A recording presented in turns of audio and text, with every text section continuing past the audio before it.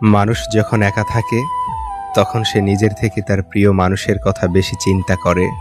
জীবনের মানে সেদিন বুঝবে যেদিন সময় আর পরিস্থিতি একসাথে আঘাত করবে। আজকাল মানুষ প্রশংসা করে লোভে আর সমালোচনা করে ক্ষোভে। সে ভালোবাসা ভালোবাসাই নয়, যা বিকল্পজন পেলেই বদলে যায়।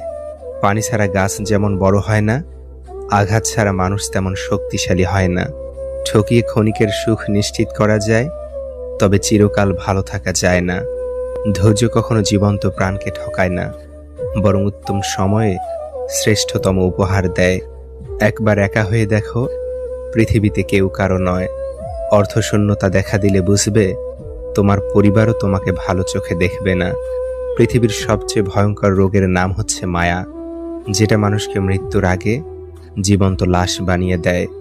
মানুষ চিনতে ভুল করার মধ্যে লজ্জার কিছু নেই, কারণ